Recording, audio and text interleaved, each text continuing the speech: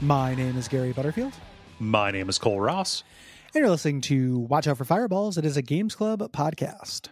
And this week we are continuing and concluding our discussion of Grand Theft Auto V, an open-world action game developed and published by Rockstar Games for the PS3 and Xbox 360 in 2013. There we go. Yeah. You'll want to stay tuned. We got an exclusive announcement at the end. That is the release date for Grand Theft Auto 6. Yep. It's here. You wouldn't think they would break it on this podcast, but they did. Mm-hmm. They're like, we need to make sure it goes under the radar. What's a middle tier podcast we can announce this on? You're gonna set me up to be really disappointed because we'll announce it and then it'll take like 3 weeks for it to bubble up to the major news sites. That's kind of why I'm doing it. I'm kind of I feel like I could jinx into existing. Mm-hmm. Yeah, I figured Rockstar would want to present that news on a podcast that's incredibly critical of several aspects of their culture and writing. Yeah, just the things that are very foundational to the core of their being as an organization and has been for decades. Yeah, you want to have a skeptic on board because that keeps you honest. It does. Yeah. So obviously we say this every time. We got to stop. This will make no sense if you haven't listened to part one. Listen to part one. In fact, go back and listen to every episode of the show. Yep. There's going to be a lot of continuity that you're just going to be completely out to sea on. Yeah, and you'll want to listen to every episode that comes out after this as well. Yep. What did we do generally last time? Generally, last time we did, I'd say roughly the first third of the game. We got through the major act where Michael and Franklin met up and started doing crimes. They hit a jewelry store, which got the attention of Trevor, the dirtbag living in the desert. He has gone down, and now we are in a very kind of shaky arrangement where there are secrets, Trevor's back in their lives, and there are still crimes to be done. Yeah, so let's get down. It's high time for crime time. Doing things are technically optional, but these are the most expressive missions in the game, I think. So I did these as well. Yeah. Franklin, who is the most morally pure character of them all and the least detestable, is a contract killer. Right. And you become a contract killer for Lester, kind of like a white hat. Contract killer. Yeah, like what I would do if I were a contract killer. Right. He's white hat. Lester, he's got this moral compass about all these rich billionaires and stuff like that, which is right. That's a good thing to do. But he's taking him out for reasons, but he's also making bets on the stock market, which I assure you do not have to do in this game because money is meaningless. No, you can't. I did it to watch numbers go up at first, thinking that maybe there'd be a money sink that was worthwhile. Right. Yeah. The first one's called the Hotel Assassination. This is a pharma CEO who makes Viagra, but it causes heart attacks. He's leaving a hotel at a certain time, and they suggest either sniping him or using sticky bombs.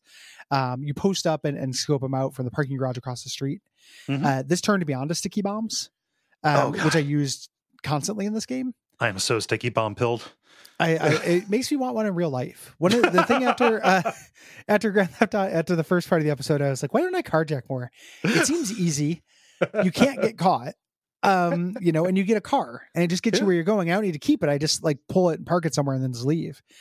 This made me think like sticky bombs would solve a lot of problems. Yeah. You know, what I love about the sticky bombs is that they are like perfectly sticky. These are like these are the sticky bombs that would exist in like a high school physics word problem. You know, yes. Assume that you're throwing it in a vacuum. Assume that friction does not exist. Assume that it will perfectly adhere to whatever it lands on, no matter how far away you are from It's what like you aim Acme. at. Or what, like or what it is made of. Yeah. And this one has a little bit of reactivity. If you put the sticky bomb on the car, they notice it. They won't notice it if you slide it under the car. Yeah. Which is what I did. But you get caught regardless of how you do it, and you have to get away. Yeah. You can also like snipe because you've got to look out from this garage, and you know even that because you're going to get caught. You need to set up a like either a block to keep people from rushing in, so you can get out the back way, or just you set up your getaway vehicle in a canny way. Again, very expressive. These are cool missions. Yeah. Good mission. The next one is called the multi-target assassination. A tobacco company has bribed jurors in a class action lawsuit. So you have to take them out, and you have to take them out within you have to glide all over and take them out within a certain amount of time there. This is a little bit hard just because you had to, drive and traffic can fuck you up. And once, somebody knows about you, they'll run. So one of them is a bodybuilder. I shot the wrong guy. The real one ran away and I had to chase him for a while. I shot so many of the wrong guys and he kept getting away until I finally just decided I'll get out. Kid hates Speedo, man. I got out. I didn't get out. I drive by. I fired over the heads of everybody at that beach of the beach gym, the beach workout. They all started running in the same direction. I just pumped the gas, baby. I just ran right through them. Because you're a moral paragon. If you're yeah. The next one's called the Vice assassination. A software designer, data miner who frequents a sex worker. I can't remember what he did wrong, but at this point, it doesn't really matter. Yeah. We just know where he shows up to pick her up. You had to watch a lot of Johns show up before he shows up, which is a little bit irritating. A little bit, yeah. But you don't want to use sticky bombs for that because you don't want to harm a sex worker. Yeah. I understand it's a Grand Theft Auto game. That's going to sound like wild thought technology, not harming a sex worker. Yeah. So, but yeah, you just snipe him. You get a sniper rifle. The bus assassination. It's a venture capitalist who's outsourcing his jobs, but he's a penny pincher, so he rides the bus. So you hijack the bus. When you get there, he refuses to get on it there, but you have to drive the route for a while. Then he refuses to get on it, and you run him down. And everybody on the bus freaks out. And then you abandon the bus. Yep. And get the hell out of Dodge. Yeah. The final one, this is less expressive. This is the construction assassination. It's a real estate developer who's all mopped up, getting people killed or whatever. Got to take him out. This will always turn into a shootout. There's really no way to do this cleanly. This is probably the mission that took me the most retries in the game. Partly because I was lazy. I'd already, it auto-saved at the point when I was on the roof and I hadn't done proper prep. Like I didn't get armor and stuff for this because I didn't think it'd be a shootout. The rest of these have all been like cool stealth missions. Yeah. So I feel like this one's a little bit dirty pool. But you eventually kill him. And the takeaway here is you get a house. Using all this stuff, they buy a tax shelter house. You get to go live in this lonely house up in the hills. Yeah. Like Nacho. Yeah. It's very it's seemingly Nacho. Yeah. From Breaking Bad, not the appetizer, not the snack dish. Yes, not the snack. Back to story stuff. Major mission here. Dave Norton, the FIB agent who Michael had his little deal with. He calls Michael for a meetup up at the observatory hill. Says like, "Hey, I know that you did this jewelry store job, and we are all both of us are fucked because Trevor's back in town. It's going to be really, really hard for me to keep our arrangement going, so I'm going to need you to grease the wheels for me." The tiredest looking person who has ever been mocapped. Yes. And this is I kind of like the Dave Norton's not a good guy. Out of the FIB agents, he's the least bad, but this still sucks. all of this stuff. So there's a supposed terrorist, this guy named Mr. K. He's supposedly dead. The FIB suspects that he's in protection. Yes. Testifying against them, this interagency war. Yeah. Here. So the plan is between the FIB and the IAA, the CIA, basically. Yes. Yeah. So the idea is they sneak you into the FIB in a morgue, playing dead. He knocks you out to make you do this. And then you see if the dead body is real, and then you have to fight your way out. Here. So it's like a third-person corridor shooter. Yeah. Flashing back to 2003 a little bit. You wake up in the body bag on the coroner's table. You can just lie there hearing them talk shit about Michael. They just talk about him being fat the whole time. Yeah. Like, look at this clinically obese man who must weigh 210 pounds. Like, 5'11", 210 pounds. Jesus. Did they have to take a wall out to get him out of the house? Yeah. What's eating Gilbert Grape? Shit. It's this guy. So, but you press the button to wake up, and Michael will kill him, and you confirm, like, hey, Mr. K is alive. It's an elderly woman who has his toe tag. Then you do the corridor shooter, getting out of there. Yeah, it's fine. When you get out, you call Franklin to do a meetup and just basically be like, hey, I know we're going to work together, but like, you probably want out. I'm working with the feds. My crazy friend is in play, and he's a walking natural disaster. And Franklin goes, I don't know, man. I just want to score. Let's get to it.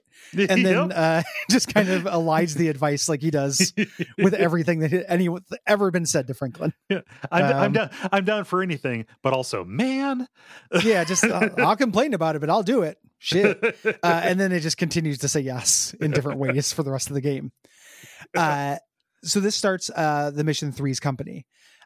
Dave calls you to meet with him, and a character who Rockstar is coding to be unlikable. Yep. I love that. Like, and it works. Like, you hate this guy. Eventually you get to kill him. Huge catharsis, when you kill him, but it's just like Rockstar, when they're using their power, when they do it intentionally, it's worse. This guy named Steve Haynes. This guy fucking sucks. Yeah. And then they introduce like it turns out he's the junior sucky guy. They introduce a basically identical, even suckier guy a little bit later. They're like the fucking Winklevoss twins. Like these two just like Freds from Scooby-Doo. Identical shitty Freds. Gosh. Yeah. But he's obviously gonna be a problem, this Haynes guy. This Mr. K, the informant that we were sent to confirm, he's in IAA custody. So what we're gonna need to do, we're gonna need to get him out of there. What they've done is they've conscripted Trevor to fly a chopper in, Franklin to provide cover, and then Michael is going to rappel down the side of the building to extract him from the interrogation session. And remember last week when I said they include characters from Grand Theft Auto 4 as though you're going to remember them? Okay. Apparently, the woman that is doing the interrogation is one of the women that Nico dated, but she betrayed him because she was a Fed. So that is her. Just white woman. Here you go. Just fan service. Hoot and holler. And when I recognize this Leo pointing meme. This is kind of a bummer mission, I think. You had to fly a helicopter, taking out pursuit helicopters. Like I find this a little bit awkward.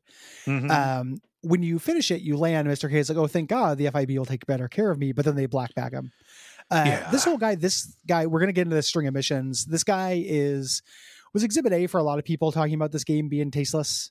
And kind of, beyond the pale in a lot of ways. Having now played it, I don't think, there are things that are equally bad. I don't know. I don't think that necessarily stands out. I don't like the Mr. K plot line. Particularly. No. It crosses the bar for kind of satire. Almost. A little bit. Like the government does do arbitrary shit on no information. But also who just presenting that as true isn't that revelatory. We all fucking know that. It's real weird. It's like this would have sung like 2002. Like immediately post 9/11, this might have felt kind of edgy and revelatory. And it's bleak that just kind of kept going on for 10 years and continues to this day, but it's not revealing anything. No, there's a little bit of like reveling in it. And there's not really any, so like I read this as like a much more mean spirited burn after reading, but without the moment at the Yeah. end where it's like, well, what do we learn? Well, we Yeah. learn not to do it again. You Yeah, know, exactly. yeah, Way more mean spirited and way less artful Yeah. as a version of that. Yeah. Before we do that, there's a mission called "Did Somebody Say Yoga?" Michael gets in a fight with his wife.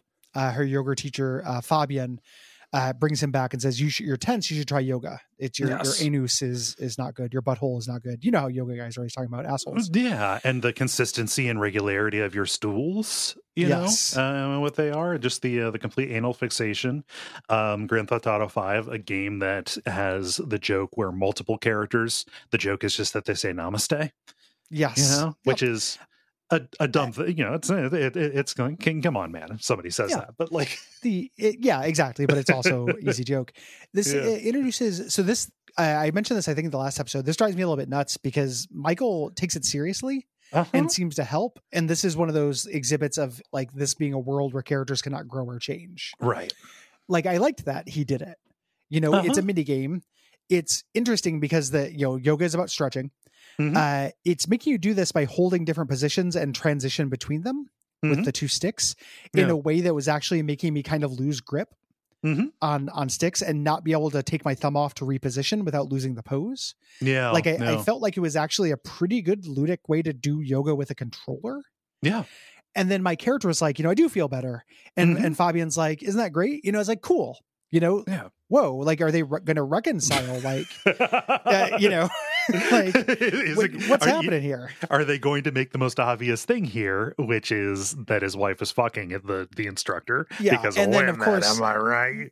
Well, yeah, and then also the instructor is, of course, doesn't believe in any of this stuff. Because nobody believes in things in this game.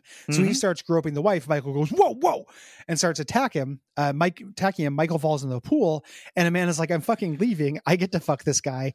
I get to be groped by him in front of you. Like, again, I hate him and I hate his family. Yeah. So he goes and grabs Jimmy to go for a ride, and Jimmy leads you to his drug dealer. Right. There. And then he doses him. He says, Dad, try this soda or whatever. It's full of Special K, and kicks you out of the car, stealing your car.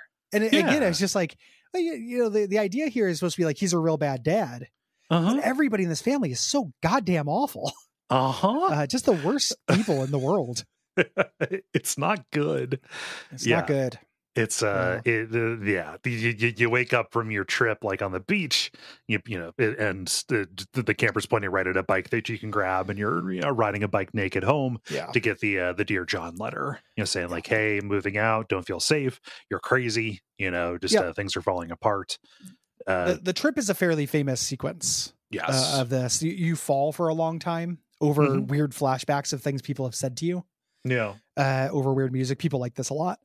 The idea she's leaving, and again, like, Michael is crazy, shouldn't have attacked him. I don't like masculinity and stuff in a general sense. It's not the least understandable thing if like a yoga instructor dry humps your wife in front of you to like have a reaction, though. Yeah. I don't know, like it's you don't necessarily choose violence instantly in that scenario, but also that is provocative. Like, I think legally so. I think a court would consider it provocative. It's I don't know. I don't know what constitutes fighting words in that instance. Fighting humps. Also, I can't remember. I think Michael tries to he lunges at him and tries to tackle him, but Fabian steps aside and Michael falls into the pool. I think is what it is. Yeah. No, that's 100% what happens. She's saying you're too crazy. Basically, I assumed it was him attacking her. At this point, like making the lunge. He didn't even get him. It's not like he curb stomped this guy. I don't know, like fighting fingerings. There's only so much clit rubs you can do on a wife before the husband can have some kind of reaction. It just, I don't. This would have been stronger if they took it seriously. Like, he was coming to terms with this problem he had, and his family were a result of were reacting regularly to him. It has that Grand Theft Auto. There's no straight man. Right. Everybody is turned up to 11 in a way that is supposed to be funny, but just ends up being mean. Don't like that plot line very much. And the reconciliation is worse. It's pretty bad. It's really bad. Like, yeah, no, the reconciliation has like one of the worst morals, I think. yes, it's fucking awful. Yeah. We'll talk about it when we get there. You know, and whenever, you know, a work does not have to have a good moral to be good. No, right? no. Like we're not Puritans. It's just also, though, you're taking the time to show us the moral. You're taking the time to enforce it and everything. Like, it should be words worth hearing, even if they're worth hearing because they're funny. Yes. You know, even if it's a joke or a subversion or anything that isn't something you would ascribe to in real life. I don't dislike it because I don't want people to act like this in real life. Obviously, I don't want that. Yeah. I dislike it because it's nonsense. Well, it's basically baby talk. Yeah, it is basically no growth, please. Yeah, semiotic baby talk. You had a chance to do something interesting with that space when you had those people in that booth when you were writing things down, and you just decided to call it a day. Which is weird in a product that shows so much effort. It's absolutely Herculean amounts of effort. Like one of the most generous games to ever come out. Yeah. We do a mission called Hood Safari. I don't know if that was mine today. I think I feel pretty bad about saying that out loud. The weird thing, putting them together is not great. This is also real weird that we forgot about Franklin. So Trevor just drops by. Yep. You know, he's just like, hey, I guess we have to interact. We're connected somehow. Yeah. This person who you've only, hey, remember the guy who's flying that chopper that you were covering? Yeah. Whatever, man. I guess you're okay. He just shows up and like, hey, we're best buds. Let's hang out. Let's pass the time, right? This is also where the aunt is walking out doing an empowerment walk, and Trevor goes, you know, like the Tim Heidecker stand-up character, shut the fuck up, you know? Yeah. But they're going to go buy some drugs from Grove Street, little San Andreas call out. Yeah. And they go buy some drugs, but Trevor, because he's canny, senses something wrong with the deal. They try some Coke. It's just off the top half. He goes, I want to try some Coke from the bottom half. Yeah. It turns out this is a brick of drywall. It's not real. And we do a big fight out of a cul-de-sac. Yeah. And then flee the police. You do end up stealing jet skis from a rapper's shoot. They're making fun of a particular kind of like lifestyle influencer, like MTV rapper kind of guy. MC Clip, I think is his name. Yeah, he's doing a shoot with jet skis in the open sewer that is that is the LA River down there. Yes. So you grab that and flee by water. Yeah, it's relatively fun. You know, just fine. Yeah. We got by the book. Here, Steve Haynes wants Trevor to torture Mr. K, while Michael and Davey go looking for a supposed Azerbaijani terrorist. Yes. Yeah. This is the meeting, or this is the mission that drew the most controversy, because you actually enact this torture on this man who is insisting accurately that he is just an AV. He's just a home theater installer. Is what it is. And so you do plot things happen here. Trevor recognizes Dave. You know, that's a problem. And Trevor thinks that Brad from way back in the beginning is in jail. Right. The FIB has been writing letters to him. There's kind of actually an interesting postscript that will happen after the credits roll, where Dave has been writing those letters and he confesses to it. And they kind of like talk about like, well, you liked that version of Brad. You know, it's real weird. But you know, for real, Brad is dead. And you do the torture. You select the item, you do it. The guy screams and begs. There, it's tough to do. Trevor doesn't give a shit, right? And then you do the sniping mission. You switch between Michael, where you're getting information, and you're getting really, really sketchy information, right? It's this. Like, he has a beard. He's left-handed, and every time, Michael's looking at this down the scope at this party house, total party house.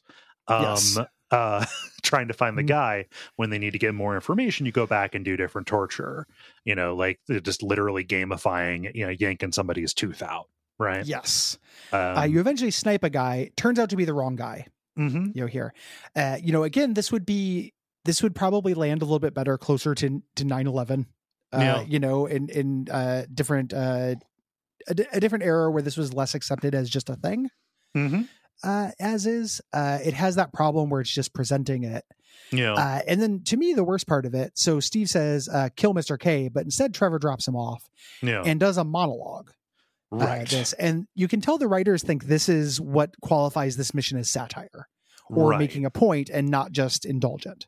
And the monologue goes something like, we need to stop pretending that torture is for anybody but the torturer, and just accept it, for what it is. Stop pretending that you can get anything valuable out of it. The beginning part of it where it's like torture doesn't work. Like they had me in the first half, I'm like, yeah, torture doesn't work, man. And he's like, torture is for the torturer. You just want to do it because you enjoy it. And I'm like, oh, I actually don't want to torture. Like this is a very unrelatable like postscript to this. And it's played for a lot of jokes. It's really weirdly, like, Mr. K has had a tooth torn out, so he has a silly voice. Yeah. But he's saying things like, my family hasn't seen me for a month, and Trevor's like, oh, they're gone.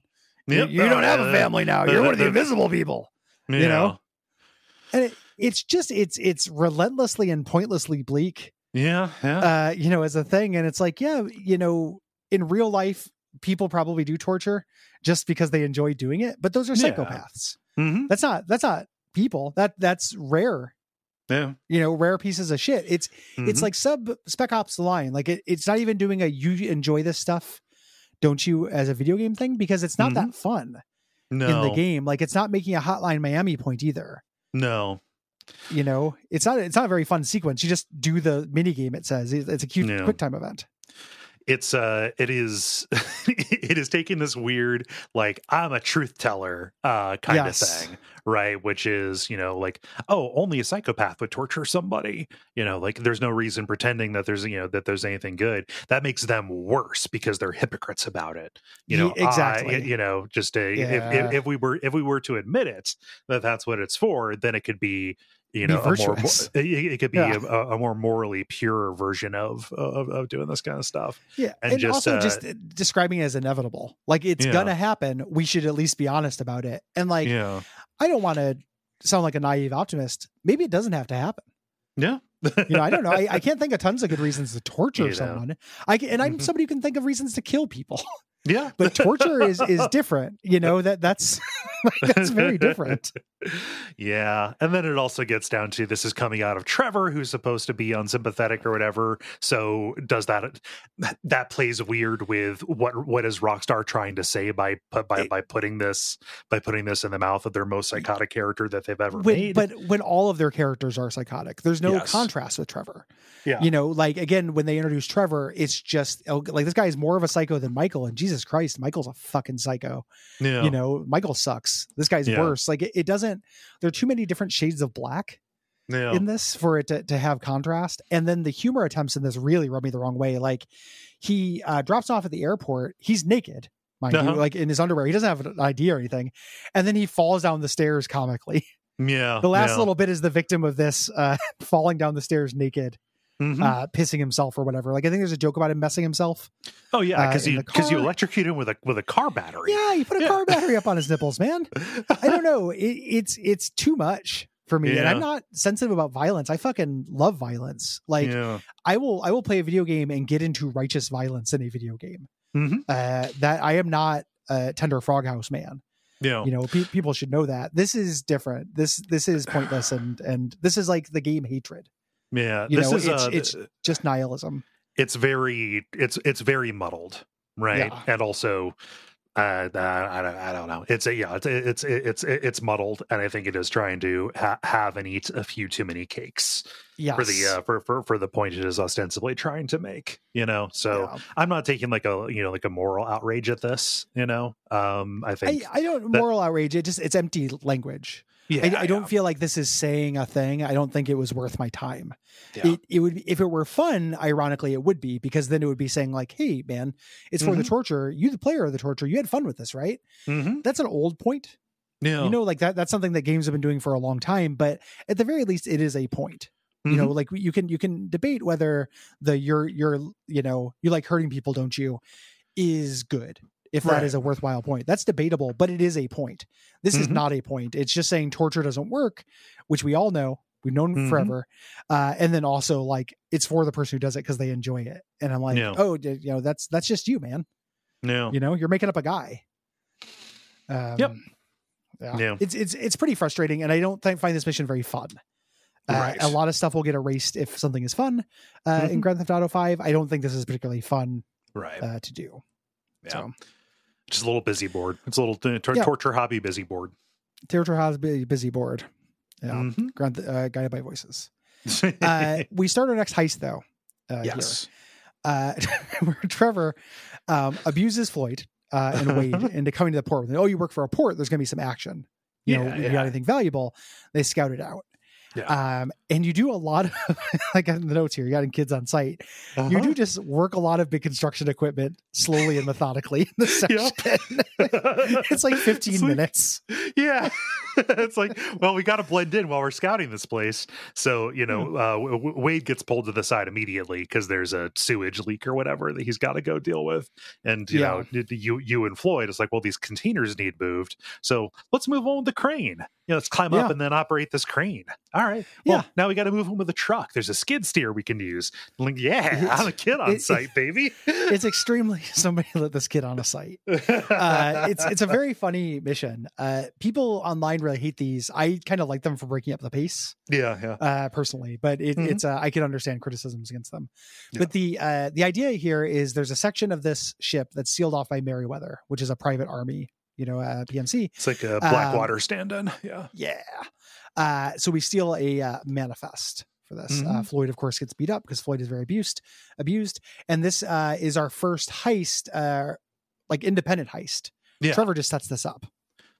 So it's Trevor setting this up in the meth lab, and you make our choice. So there are two pieces of valuable military technology on the manifest. There is something that is on the freighter that is docked, and there is something that is being tested offshore.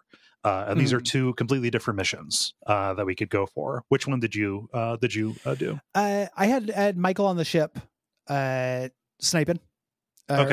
Being covered with a sniper rifle, knocking the thing off the ship into the water, and then grabbing it with the sub. They both have a sub. Ooh. So I think I did the ship one. Okay. Yeah. If you did anything with the ship, like getting onto it, then yes. Yeah. Yes, I did that. So I think this might be the heist where we did different stuff. We did, because I did the submarine one where you got to get the submarine, but you also need a cargo chopper. The cargo chopper is an interesting challenge because it's on a military base, and there's no real way in. Like I circumnavigated the thing, looking for a second way. It's like, nope, you just have to blow in. I did it on a motorcycle, so I could be super zippy with it. And then you've got to fly away and lose the tail. Nice. Yeah. On the ship, it's a very like Metal Gear kind of thing. Almost.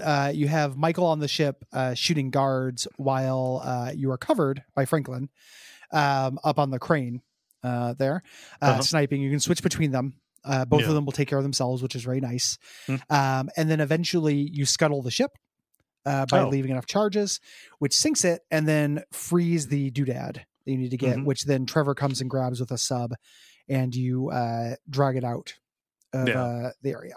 Yeah. So with this one, you take the sub out to where it's being tested. You loosen the platform that it's on, and it raises the top, and then the chopper will carry it away.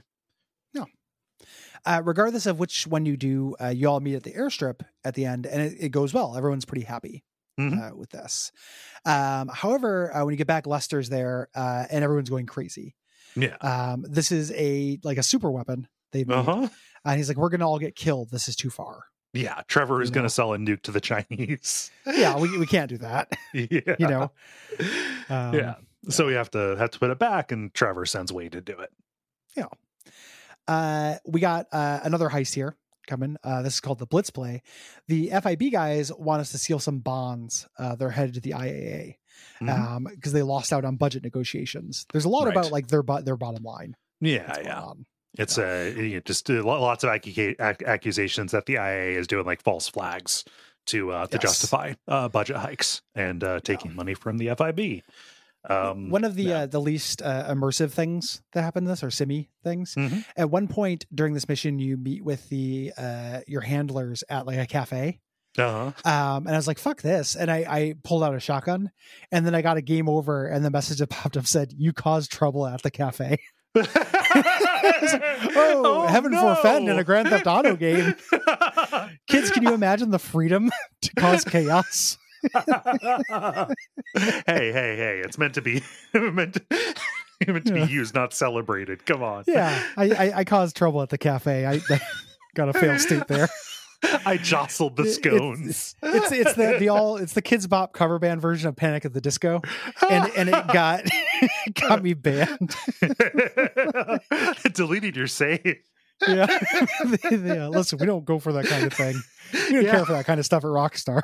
Yeah. I am really sorry, but we're gonna have to lower your credit score. Yeah.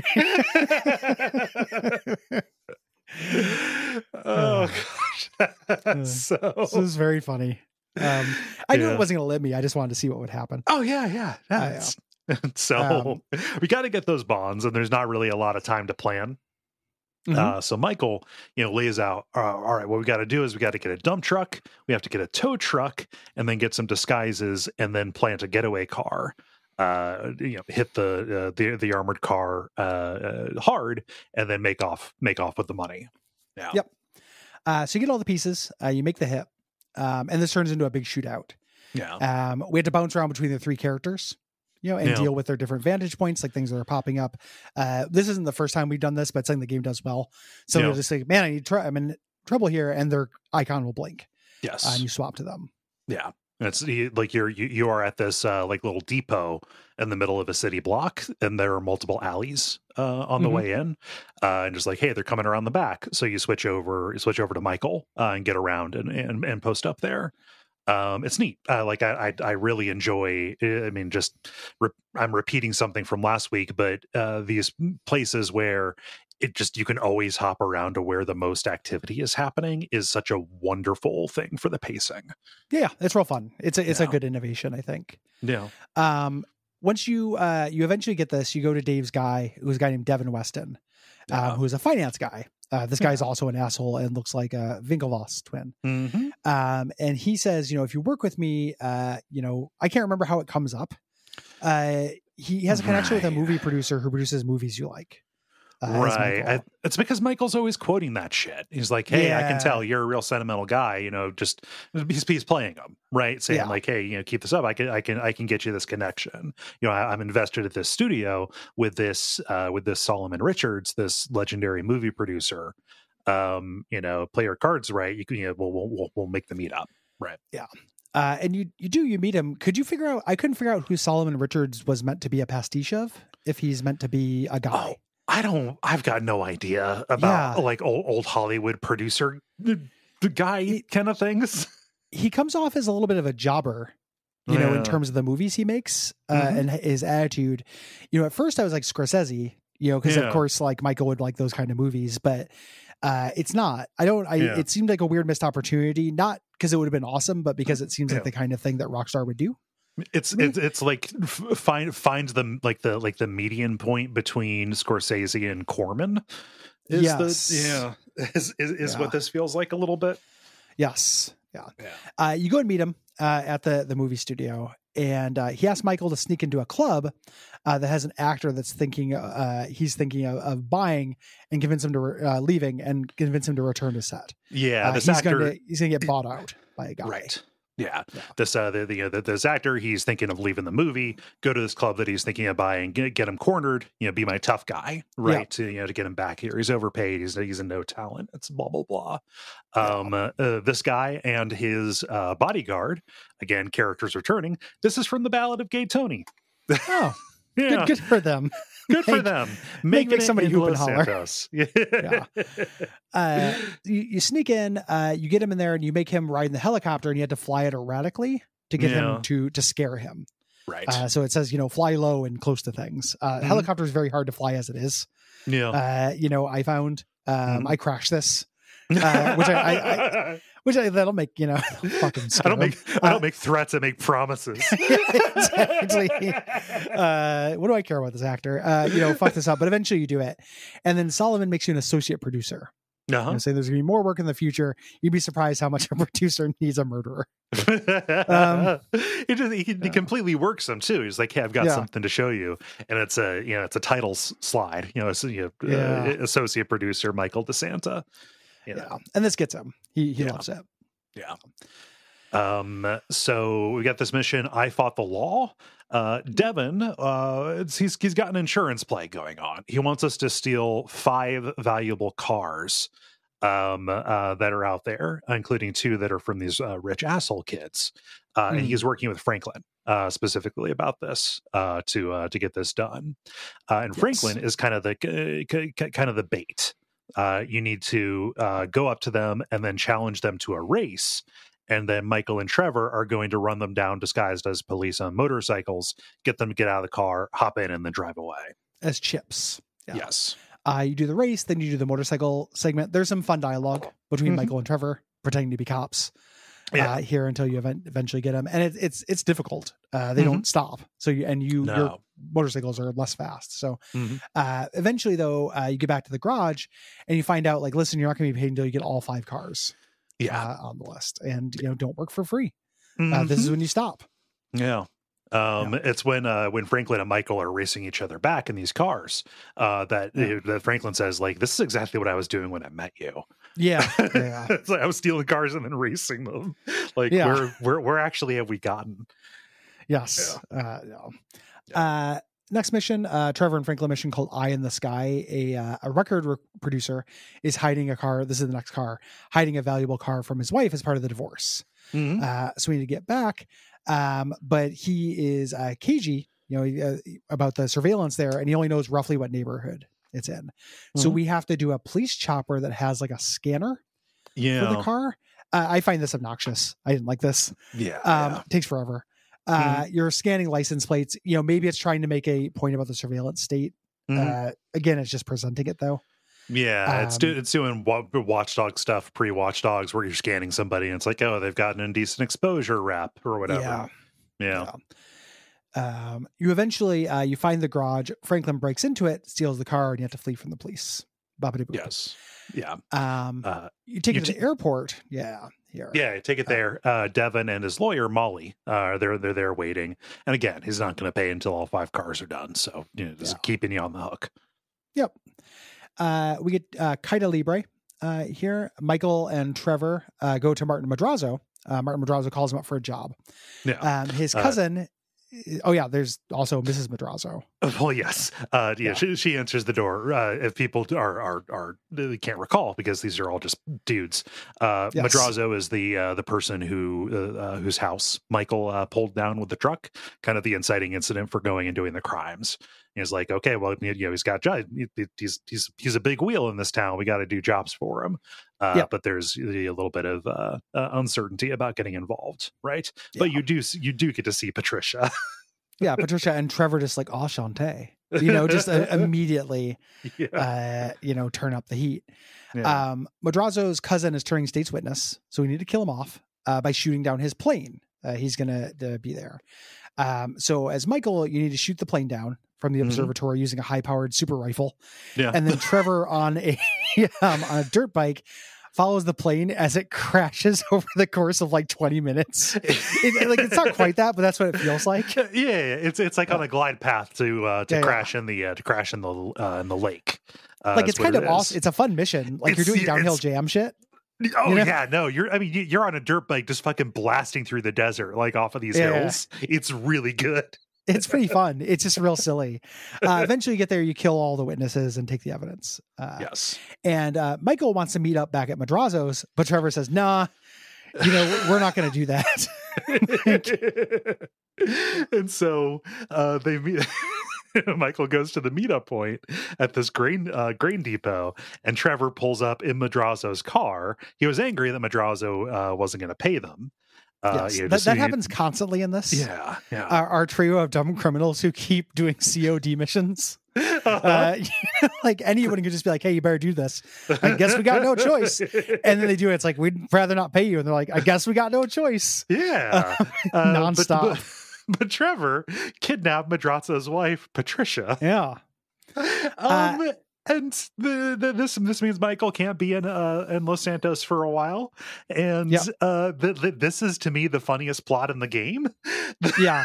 Just the like not quite Stockholm syndrome, but like Trevor's just clear admiration for this woman and the actual relationship that forms. Yes, that is a mutually caring relationship. Yeah, for some reason, it's very weird. It also does a thing where it's like we haven't played as Franklin for a little while, and you're probably not choosing Franklin missions. So here, you better play as Franklin for a while. Yeah. I don't know if this it's hard to point out exactly when it happened. I'd be curious if this is universal. Did you have times where it was very unclear what the next mission to do was? Yeah, I would be you could bouncing kind of around. be everybody. Yeah. Yeah. No letters on the screen. Mm-hmm. There's a couple of times in the game where they just want you to do something on the side to like advance time. You can usually go to bed to make this get fixed, but you can also go play darts or whatever. Yeah. That happened a lot during this section because you have to be Franklin for a little while before you can switch over to these other missions. What it's doing is you've got to switch over to them and then wait for somebody to text you to say like, hey, I've got something for you. Let's go meet up. Yeah. Franklin has to steal another car at this point. It's a James Bond car from a studio set. So you knock out the actor, steal his clothes to get near it, and then drive away. The lead actress is still in the car, and she starts pulling on the steering wheel. This is good. You eventually kick her out, and you have James Bond powers, so you can drop spikes, stuff like that. You don't kick her out. You activate the ejector seat. Yes, it's like, hey, what's this button do? Yeah, and she flies off into the air.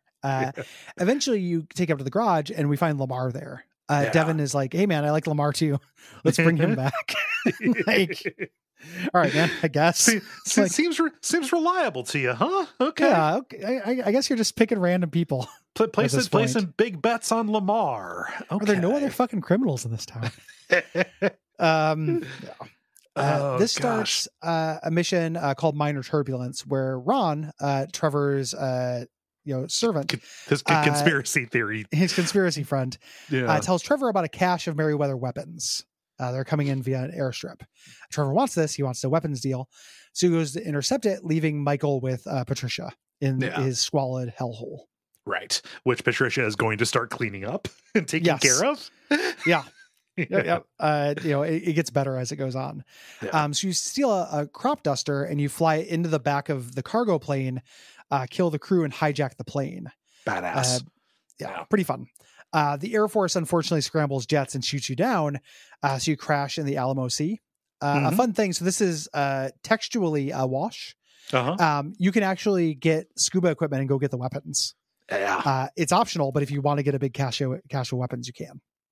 Here. It's pretty good. I like controlling this plane as it is inevitably crashing and trying to keep it in the air long enough to make the sea landing. At the end, Ron has noticed like, hey Trevor, are you working with the feds? We have an Agent Sanchez who wants to meet you and Michael at the cook site where Chef is working. No good. This starts our next heist, the Polito score, the setup here. The feds want us to raid this crooked biolab. And this is where they start plying like, oh, you're saving the world. This is the biolab that's providing nerve gas to terrorists. We got to do that to save the world, but the equipment we would need would bankrupt us. So you have to rob a bank. Right. We contact Lester, and there's a bank out in Polito Bay to the north, like a smaller town. Yeah.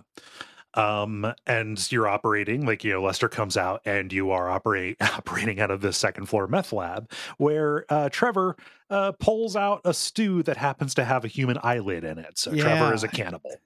Trevor eats people. You won't eat it, and then he does and vomits a lot. He eats people. Yeah. Just in case you're unclear. Badass. On the weird subhuman, like golem-like creature. This crime smeagol. This game. When you go and check out the bank, you're just doing normal bank robber stuff. You're testing the alarm response. You shoot the alarm, but the alarm response is really fast, and there are way too many cars. It's a small town. What it is crooked cops here make their safety deposit boxes here, like store their money here. Yeah, it's from all across the county. It's the piggy bank, right? And we rattled it, so they're coming. Like, this is going to actually be really tough because they're going to want to protect this. It's all kept in the safety deposit boxes. So you race Michael and Lester back to the cook site to plan the score.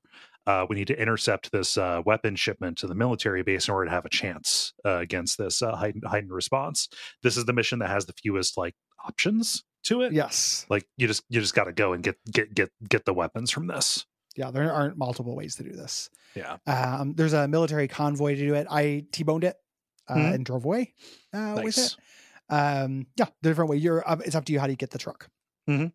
Yeah, you can you can set up a roadblock and then snipe them from the hills. It'll take them forever to reach you. If you have a good enough rifle. This starts a mission called Predator. Your remaining O'Neill brothers, if you remember, those guys way from the beginning, are coming after Trevor. So he enlists Franklin and Michael to help take him out. Right. Franklin chases them. They eventually run off the road in the woods because of a deer. And Trevor pilots a chopper over the woods, telling Michael where to go to take them out with a thermal scoped rifle. Right. And then, finally there's one left that they can't get to because he's behind a big rock. So Franklin has to lead Chop to him, to take him out. And everybody is asking for clarification from Trevor about what exactly happened here because his details are not lining up.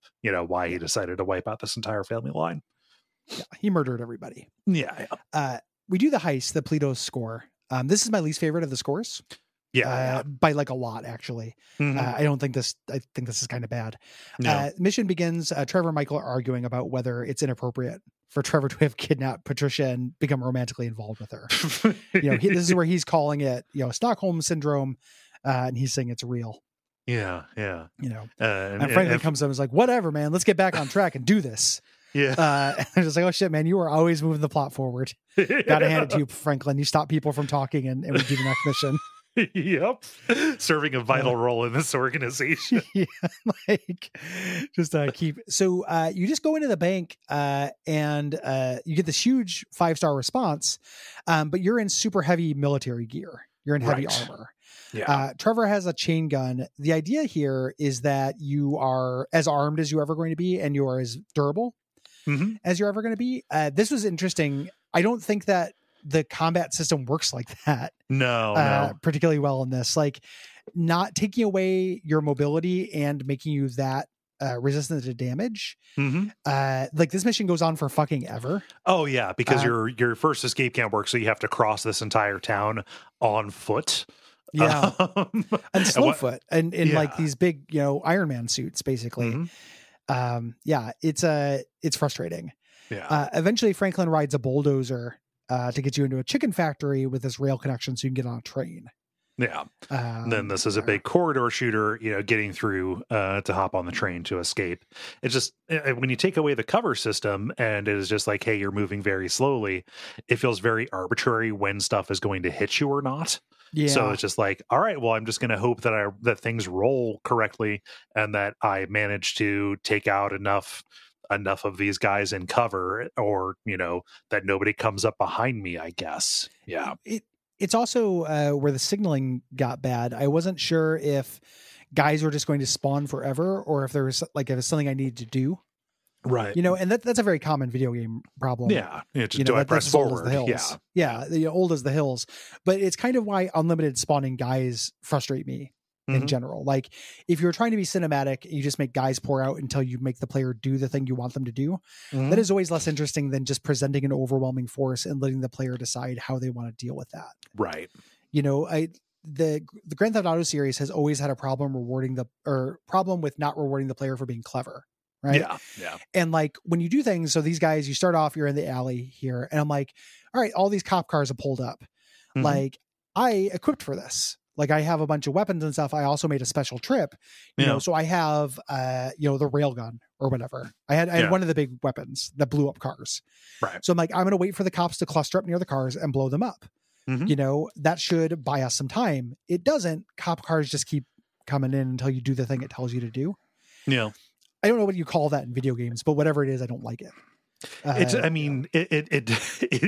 selective simulation.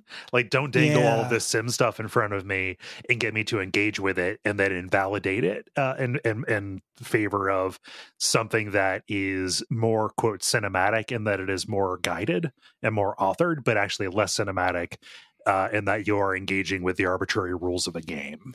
Right? Nothing will feel less real than when you force cinematography or like a cinematic feel onto a game. Like it is a consummate game fucker upper. Yeah. And it's Grand Theft Auto 5 is the best game in the series because it doesn't do that as often as the previous games. Yeah. This was a rare example of it doing straight up like Grand Theft Auto 3 shit. Like, no, do it the way we envision it.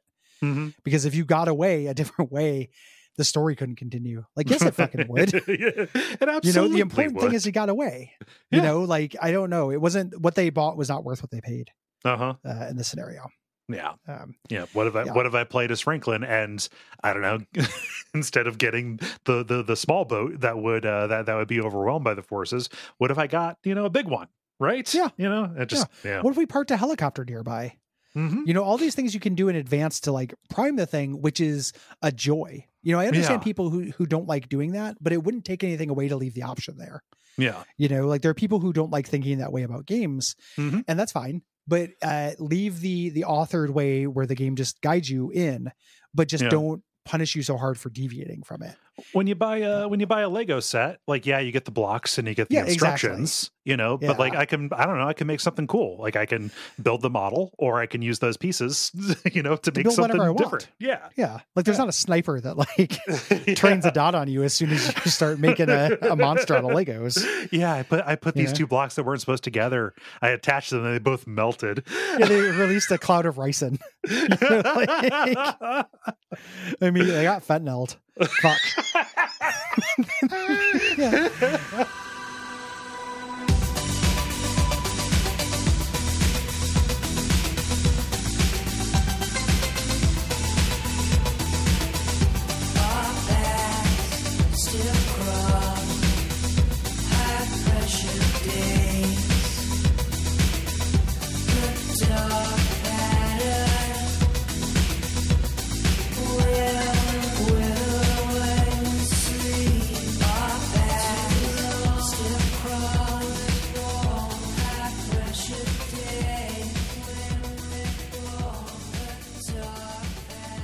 So we did this. This leads us to Derailed. Ron gives word, saying like, hey, there's a Merryweather train that is absolutely full of valuables passing through the area. And Trevor hates Merryweather. In addition to just wanting their weapons, it's a personal score.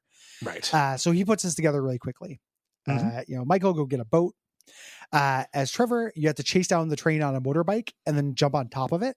This is surprisingly tricky because if you slow down, you'll fall between the trains. Yep. No, you gotta go balls to the wall. Yeah. Yep. Like Mario jumping over 1 block gaps. To get to the engine, take over the train. Right. And Trevor derails the train over this river, so that the cars fall off of the bridge here, and then Michael has to go inside and salvage whatever's there.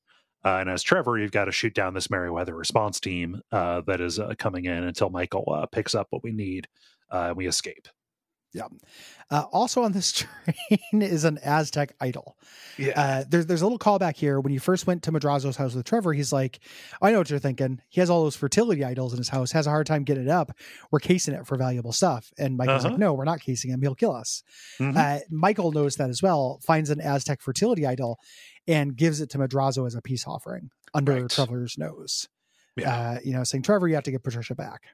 And so Trevor only agrees when Michael dangles this bigger score in front of him, saying, "Hey, we're going to hit the Union Depository." They've been talking about it forever. It's the one last job that they want to do. It's the brass ring. And so you've got what is the song that plays when Trevor is tearfully driving her back? I think it's something by Chicago. Like, I can't remember which one played. But them having their heart to talk about it is very funny. Yeah. About it. About how they can go. I was like, no, but I'm a wife. I'm married. It's just, I've made a promise. If he mistreats you, it's so good. I love their relationship. Yeah. Yeah. Oh man. So we got the money from the Polito score in order to go and do this mission, the Daring Daylight raid on a chemical facility. Dave and Steve call saying, hey, it's time to go do this. It's only Michael who was brought in to get this the rock nerve gas. They say, hey, the IAA is going to use this on a false flag to get more funding. We can't let that happen. We can't let them kill those people. So we've got a Metal Gear Solid in. Yeah. And the ship, and we're with the other agents. Right. Yeah. We're with them. This is supposed to be a 5-man job, but they didn't get they enough only had dudes. 3. Yeah, Lamar would do it. Yeah, one of them's Dave. So... like he has to do it, and he has real strong feelings about having to actually get his hands dirty. But you scuba dive in with them, and then you shoot all the way through this lab to get to this canister, and you've got to rush it to this refrigeration unit outside in a container. Just a corridor shooter is what this is. Yep. You get to the end, and the IAA is there. It's this huge, shit show. Yeah. Haynes shoots himself in the leg to pretend to be a double agent and get out of this. And Trevor choppers us away to get us away. Yeah. This takes us into Hang Ten here, where Trevor goes to Floyd and Deborah's home. And she's there. We meet her, and she's losing her shit. This whole time, every time Trevor's talked to Floyd, he's been like, she's probably cheating on you. Yeah. You are being emasculated by her. What a bitch. And then she shows up, and she's losing her mind. And she's reasonably losing her mind, but she also is cheating on him because women. Yeah. Because am I right? Women do be shopping for other men. So somebody on Rockstar got cheated on way more than average. It happens, and I don't expect you to be happy about it, but also... No. It's like when you listen to 99 Problems, and you're like, somebody hurt you real bad. Like, what is the origin story of this rap song? Who broke your heart, man? Like, it's like that. Somebody broke the heart of the Rockstar guy, and he's just been taking it out on women ever since. Yeah. But it's this big blow up argument where Trevor says like, oh, and she's sleeping around on you, and she's like, oh, but he wanted to save it for marriage, blah blah blah. Yes. And Trevor loses his patience and kills them. Yes. So let me gotta put a pin in this real quick. So everywhere when I was reading this to review myself, I don't know if this got passed or whatever, the internet thinks she killed Floyd and then Trevor killed her. And I don't know if that is gamers going against a woman for this or going for Trevor. That's not how I read the scene the same way you have in the notes. And it's very validating because I assumed like I looked away or I missed something. Right here, but it just seemed like Trevor home invaded these people. We talked over it earlier. It's implied earlier that he raped Floyd. Then murders them both. That's how I read it as well. But the internet, if you go on like TV tropes, you go on summaries, it talks about Deborah killing Floyd, and that is not what I saw. It makes me wonder if that was changed in a re-release. Right, like she pulls a gun. But it's on Trevor because he's in her home. He's in her home. He's been smearing shit on the walls for like a month, and he raped her husband or her fiance. It's all pretty confusing. This is not good Trevor stuff. Him doing this, so he kills them, and then he takes Wade the idiot to a strip club, saying Floyd will meet you there, and then gives him unlimited lap dances for the rest of the game. An awesome moment of heartwarmingness, according to some tropers, in a way that's just like, Jesus fucking Christ. This is family. Good Lord, Jesus wept. On the way, and this is also when we learned how Trevor acquired Wade. As well. Wade was on his way to a concert, going through Sandy Springs, stopped to get some drugs. And happened to get it from Trevor. Trevor immediately clocked Wade as a mark, as he just, and this was just a year ago is what it was. So Trevor killed Wade's friends and disposed of their bodies in the Alamo Sea, and then took him under his wing. He just acquired him like a pet, like a Pokemon. So good for it. It's so funny that these guys are such badass criminals. Like one of the things, when people talk about ludonarrative dissonance, right? Like the biggest piece of ludonarrative dissonance in this game, like I understand they're both supposed to be bad people. Why are they such pussies for everyone who gives them a mission? Yeah. Like, Trevor just like literally just fucking hills have eyes people and collects them like, candies. And then the second an FBI guy goes, well, you better do it. He's like, well, I guess I got no choice. Yeah, that's true. Better do it. And they constantly do this. Like, guess I'm not paying you. Oh, I got shit. That's got nothing to do with the game. That's narrative dissonance. It's just dissonant. Well, I mean, the idea being that in the narrative, he accepts it. In the game, he is meant to be super badass. Yeah. But it is narrative dissonance as well. Because other times in the narrative, he's super badass and wouldn't take that shit. It is in the narrative. He'll have eyes in these people and also taking shit from the FIB. That's got nothing to do with what you're doing in the game. Yeah. Wouldn't want to cause trouble at the cafe. Wouldn't want to become one of the invisible people. Yeah. It's so extreme, and the swings are so wild. So he goes and he steals a strip club. He gets it through Highlander rules, because later it's implied he killed the owner and stuffed him in a fridge. Yep. That is how you own property in this game with a very robust property buying system. You instead just kill the guy, and now you own a strip club. It's Franklin who comes in. It's one of the best names for a strip club I've seen. The Vanilla Unicorn. The Vanilla Unicorn is very funny. Yeah. In terms of the double meanings on both those things for sex shit. But I will missionary anybody. I will use a condom. Yeah, I will use a condom, any motherfucker. I will practice safe sex with any number of people. Single file, baby. But Franklin's like, oh yeah, no, the old manager Mickey, or just like, yeah, Mickey, yeah, he's around. Yeah. He wanted to get out of the business. So he's there. We cut over Michael. Michael calls Lester. He's like, listen, we're finally doing the job. Everybody wants to do this. They've been wanting to do it forever. It's their crowning moment of glory. So we start out surveying the score.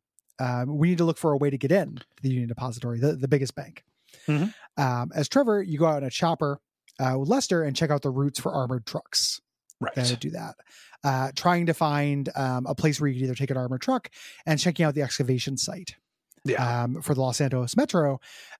We went through these tunnels earlier. In the first heist to escape. Part of the escape route for getting away from the jewelry store was riding the motorcycles through this. But it's right near the Union Depository, so this is also a possible route. Lester's looking at this. We're following the armored trucks, and there's a point where they're in a tunnel, so that's a place where you could do like a swap out as well if you wanted to. And you keep saying like this is our final thing, and Trevor's like, it's our second final one. After we do this, we get Brad out of prison, obviously. And Lester evades this. Say, hey, you should probably talk to Michael. Yeah. Yep. So doing that, we get this mission here called Burying the Hatchet. Trevor comes over to Michael's house and he's figured it all out. He's like, hey, I just got one question for you. Who's buried in your place? Because we know there was a funeral. They put something in the ground, right? Yeah. What was it? This is where if Michael was smart, he'd be like a bunch of bricks. I think he even says it. He says like, it was like bricks or sawdust or something. But Trevor is a dog with a bone, right? Yeah. Well, and also Trevor knows. Like Trevor's not dumb in this. Right. Yeah. So Trevor runs off. He's going to the airport. He's gonna go back out to Ludendorff, back out to North Yankton. He's gonna dig up that casket to figure out who's in there. Yes. So you have to chase after him. And you catch a flight, and then you're back in the map from the beginning of the game with that botched job. You're driving in the snow, and you're getting these audio flashbacks, kind of confirming some details about the way the deal went down. Michael saying like, "Hey," talking to his wife, saying like, "Yeah, no, just I'm gonna die if we keep doing this. I found a way out. I found a way that we can have a new life." Yeah, making the deal with Dave Norton. You get to the graveyard here, and you have a showdown. At the grave, Trevor dug it up, confirmed that Brad is in the grave. He's not alive in prison. They won't shoot each other, and this gets interrupted by the Chinese showing up. No, real weird. After a long absence, of this being a plot line at all, Mr. Cheng shows up. Trevor flees, and they talk about how they're going to get Michael because he's the boyfriend. Yeah, a little gay panic. Think of him as like, I'm not his boyfriend. It's just a lot of you want him, and we do this. I find this pretty hard. You only have a pistol. Yeah, this is tough. It's a big cover. It's a big cover shooting an escape thing in a graveyard. Yeah, very Max Payne tone. No. To get out of there. Eventually, you get to your car, but the Chinese have you surrounded. Trevor took the keys out of your car on your way out to make sure you'd get caught. Yes. And we cut back to Trevor flying back to Sandy Shores. Cheng Sr. calls him and says, like, hey, I'm going to take over your whole country. You're in the way. I have your boyfriend hostage. The whole county. The whole country is a bit ambitious. Yeah. Well, if you had that weapon. County.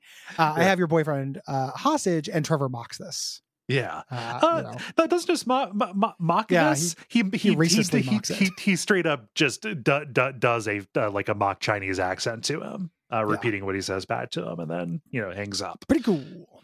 Pretty good behavior. Good behavior. So Michael's out of it for a little bit. If we're doing side missions for a little while.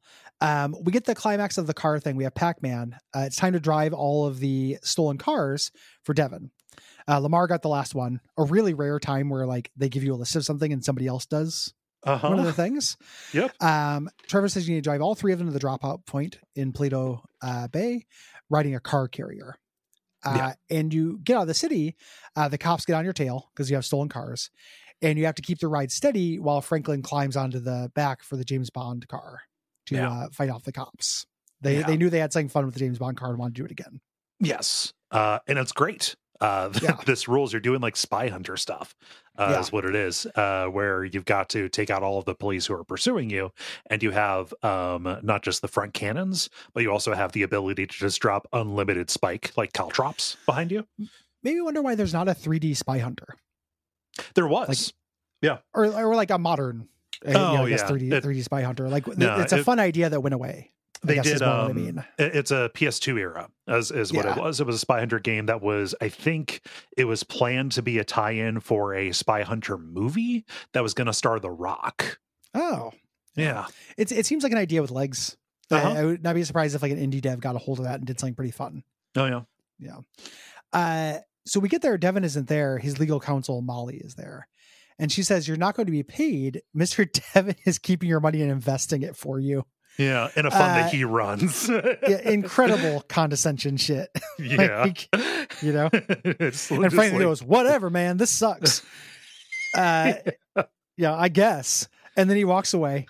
He calls Lester and he's like, hey, man, can me and Michael talk about what to do? This stuff sucks. But Michael is offline. Yeah. Lester says, hey, you should probably talk to Trevor about this.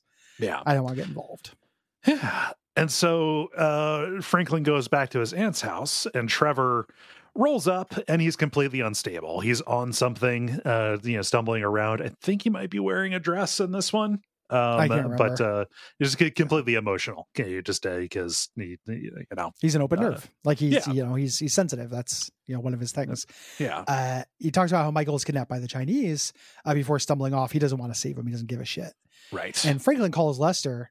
He's like, hey, this happened. Can you find him? He uses a tracking app on the phone. Finds out he's being held in a slaughterhouse. Yeah, you've got to chocobo hot and cold to get over to it. Yeah. Eventually then do a corridor shooter to find Michael. You do some upside down shooting as Michael, hanging above a grinder. You manage to flee. Yeah. You get back to Michael's house and Franklin says like, hey, is that story about you burning all your friends, back in North Yankton, is that true? And Michael admits to it, and says like, hey, you should really watch your back, not just for me, but we're in over our heads here. Yeah. And he goes, no, Trevor's after you, not me. Yeah. Lester texts and says the FIB contacts want to meet you at the garment factory. That's Lester's house. Steve Haynes says that the IAA is onto him, and even the FIB are closing in on him with their investigation. So him and Dave want you to break into the FIB headquarters and delete any data. So this is going to be another heist. Right. Yeah. And you're going to be paid with the leftover from the Polito score. Yes. You do it. You tail a janitor home.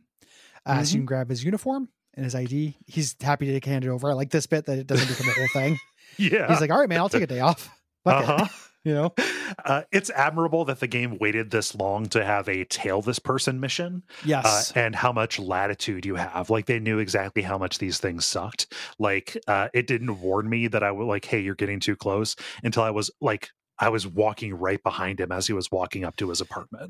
The funny thing about these, so it hadn't done one until, we're like 80% through the game now. Yeah. 85% through the game. It knows these sucks, but it felt like they had to include one. And we're contractually obligated. The thing I noticed doing it this time is the thing that sucks about these is you're driving and then the car that you're following will stop at stoplights, but there'll be no cars in between you. So you just have to stop half a block away in the middle of the street. Not suspicious just to wait for them to go. Yeah, it's so dorky.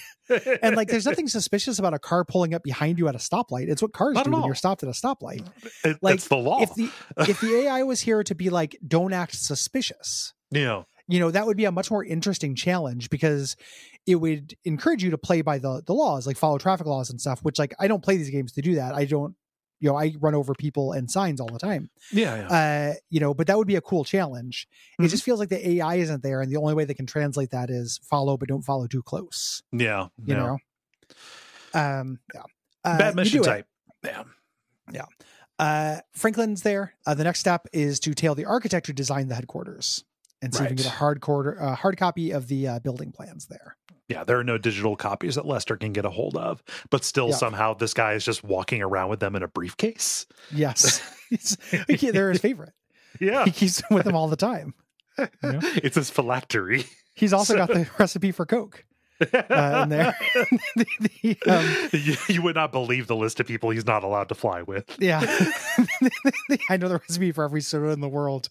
I can only travel by dune buggy and hovercraft by myself. The Omni soda. They call me Legacy. It's my code name. They call me Suicide. I'm a mix of all the sodas that I've ever been. Yep. I was trying to work that in. That's the we get one of the worst missions in the game, I think. Here, this is really irritating. Pretty much out of nowhere, Michael decides, okay, it's time to have a family again. He goes home and he drinks himself to sleep watching old movies. He's woken up by Jimmy. And Jimmy basically goes on this rant and meanderingly just says, like, I'm exactly like you, Dad. I'm an angry little Jonah Hill. I wish we could just apologize and make up. And Michael, because his family moved out, his whole family. Michael, says, hey, how's my wife doing? And he says, I wish you'd show up so she'd give a fuck. She's dating that yoga guy and we all hate him. Like father, like son. So they're going to go meet him. Michael and Jimmy hop in the car. She's at this coffee shop with the yoga instructor, and you roll up, to make your plea, and he's being a jerk, criticizes all of our bowel movements. Just by eyeballing us, talking about the kind of tour. He's got great Baldar. He just knows. He's got Spraydar. Spraydar. There we go. Baldar sounds like a barbarian. It sounds like a D&D character that I would play. Baldar. Somebody is working on a screenplay nearby because Hollywood Lowell, and Michael picks up the laptop and smashes him for it, asks his wife for a second chance. She says, it's gonna have to be different. They're gonna meet at the psychologist's office as neutral ground. Stop at a tattoo parlor to pick up Tracy, making me not take a motorcycle, which sucks.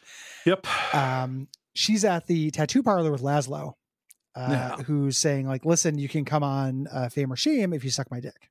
Yes. And she is amenable to this, and Michael is not there for this fucking creep extorting sex from this, from his daughter. So we do another torture sequence. We have Laszlo, and as Michael, he gets pinned to the chair. You pierce his face in several places, and then you can choose whether or not to tattoo a cock on his chest or on his back. One or the other, and you cut off his ponytail, his obnoxious ponytail. All that stuff it's arbitrary and kind of dumb, but it's fine. The thing I don't like is the therapy section, where it's all of them in therapy and they're just screaming at each other. It's worse than that. Screeching and screeching. It was my turn for the bath pillow. It's worse than that. It's not all of them screaming. It is Michael and Amanda screaming at each other while the two kids are just sitting there on their phones. On their phones. God, kids be on their phones. Satire. Yeah. And out of nowhere, this was a famous thing that I heard about from the game before I played it. Him standing up on the couch and be like, "Suck my dick." Oh, that'll never happen. Why don't you suck my dick? And it now, having seen the scene, it doesn't feel like it's connected to the line before. No, not at all. It almost feels like they edited out the setup for that, and they're like, "This line is too good. We got to include this suck my dick section. It's gold. This has to be something." Yeah, you pull this thing out, the entire product falls apart. And then this happens here. You get the psychologist is not helpful. He doesn't say anything except to say, group is more work expensive. Is extra. Yeah. But after just screaming at each other to suck each other's dicks and stuff, and going on their phones, Amanda's like, "Okay, I'll move in with you." Yeah, and it's like, what the fuck happened? and so you drive home, and the family has circled their wagons around each other. Nothing has changed. Yeah, they're all like, saying, we're fucked up, but we're fucked up in a good way. But we're fucked up together, Yeah. And none of this track has been laid. None. Not at all. It's like there's probably that's not I don't think that's that interesting of a thing to do, but you could do it. It's a thing. This is also where you run down your therapist, right? Or does that come up later? I think it's a culmination of if you do those quote unquote missions, it's side content to go talk to them. Okay. Yeah. It happened roughly after this. I only did one of those. Okay. I can't remember which other one I did, but at some point your therapist calls you out on something and then leaves and you go and kill him. Yeah. So, great. This cuts over to Trevor, who wakes up in his underwear on the beach drunk. Yeah. Trevor's back in it. Yeah. So we've got to take down the bureau, and to do that, we need these plans. And so as Franklin, we basically have to redo that construction hit. Yeah. It's the same place, the same building. We have to follow him up this construction site, knock him down, and take his briefcase. Yeah. And go back to the garment factory where Lester's laying out the options. And this is where we can choose. Do we create a diversion with some firebombs to make the system go into lockdown where it'll be vulnerable, or do we sneak in by the roof by skydiving it? Yeah, and I did the distraction one here, not because I didn't want to skydive. I didn't want to do corridor shooting. Yeah, like the corridor shooting in this is much improved, but don't get it twisted. Like it's not something that I'm gonna just do for fun all the time. I don't have an unlimited appetite for it. Right. And also, it's what it railroads you in for so many of these, many of these like climactic missions. And you're going to do a lot more of it too at the end here. Yeah. So I did the other one. So we do the bureau raid. We have to secure a getaway vehicle and a fire truck. The fire truck is fun. You can always call emergency services. If you don't start a fire, they'll speed away actually pretty quick. If you want them to stick away for them to get there, you have to have fire around, have something blown up. But you get this, you outfit a getaway vehicle. It's the only time you have to outfit one and improve it. And then as Michael, you walk in as a janitor. You have to mop a lot here, little mopping mini game, and then place the bombs. When you leave, Franklin and the crew pull up in a fire truck. You blow the bombs, lighting the top of the building on fire here. Yeah. And then we get backdraft. We're rushing in, we are right on the scene. We're rushing in as firemen, to get up to the top to the server room. We pull it out, but the building is falling apart faster than it's expected. And one of these gunmen that I brought along, that everybody was like, he was one of the only options that I had for it. He was the only option. Like, I don't know, man. His head's not in the game. I talked about this last time where like it feels like this is going to be a whole developed system with a cast of characters. Yeah. It's always just one or two. And sometimes it's not even that. Sometimes it's just one. Like this happened to me as well. Like I just had to take him. Yeah. Franklin gets knocked out and separated from the others. So you had to fight through some agents to catch up. You make your getaway back to Lester's house, where he has burned down the garment factory. Right. And they celebrate. They split some moonshine while Michael goes and deals with Dave. I had an amazing bug happen here on the Xbox version of this. where there were no props loaded in Lester's room, so there was no furniture. Lester was sitting in a non-existent chair. They were toasting with non-existent glasses. They were just standing and doing these gestures in a stage play. It was a production of Our Town. All that was missing was the umbrellas. Glitches are a miracle. Anyone who complains about them has no soul. That means you saw an angel. Like that's an 1111 for our times. Like every T-pose means an angel's got its wings. Like, God is smiling at you. Dancing instructions from the universe. It's so good. Dave calls and says, "Listen, we need to debrief." You're like, "Oh no, we don't. We're fucking done." He's like, "We're not done because Trevor has made an enemy out of Merryweather." Yeah, and Devin is a co-owner of Merryweather. This is a problem for us. Yeah. Yes. So you go and meet Dave at the court center here overlooking the city. He says, "Listen, things aren't going to work out like we thought." And Steve walks up with his gun drawn. He's going down. He doesn't want you to testify. Right. And then this becomes like a 7-agency standoff with like 25 people all pointing their guns at each other. And then Merryweather choppers show up. And then a SWAT guy shoots Steve in the leg. This is funny. He shouts, "Oh God, the same leg. It's the same one he shot himself in." Steve shoots the agent who betrayed him, and then we're in the middle of this shit show. Yep. You try to run away, you get pinned down by a helicopter, but then you switch to Trevor, who is in his soiled dress, who snipes the pilot. Yep. He's there to take down the Merryweather people, but maybe on some level, he doesn't want you to get killed by Merryweather. Yeah, if anybody's going to kill Michael, it's going to be Trevor, right? Yeah. As Michael, you have to shoot your way down to Dave and defend him as you escape, and then outrun a chopper as it pursues you away from the hill. Yeah. Trevor calls for a meet. He says he's back because he wants to make that last score. Right. After that, we can just part ways or be dead or in hell tormenting each other forever. Right. Yeah. So we're working to this climax, but Michael has to do big Hollywood studio stuff. Yeah. Bad pacing. Yep. You roll up to the studio. Rocco and his goon are roughing up Solomon for sending you after them. Yeah. And you chase them down and kill them, return to Solomon. And he says, "You're just a sentimental thug with nothing interesting to say. So you're overqualified to be in the movie business. Here's a title slide where you are the associate producer." Yes. Yeah. Yep. So I was mistaken. He had dangled the associate producer, and here, by killing 2 men, you have made it. You did it, baby. Yeah. So you go to meet Solomon there, and Devin's there. Devin and Molly. They have turned this movie. They're tanking it at the end to get insurance payout. It's released. This happens all the time. With Batgirl or whatever recently. Yeah. They're going to dissolve the studio and build condos. And Molly runs off with what Michael thinks is the only copy of the film. So he chases her. Devin calls and says, "Hey, don't do this. She's really unstable. Yeah. She thinks you're a psychopath and you're going to kill her." And you keep saying, "I'm not going to kill her. I'm not going to kill her." And this is tough because you're doing this really, really long chase in an airport with a police escort on a runway. Yeah. She's driving erratically. You're driving erratically. Eventually you catch up with her in a hangar. Right. And she is, running and trying to protect herself from, trying to get away from you. But she gets runs in front of a jet engine and gets sucked through and gets mulched. They say it's like going to sleep.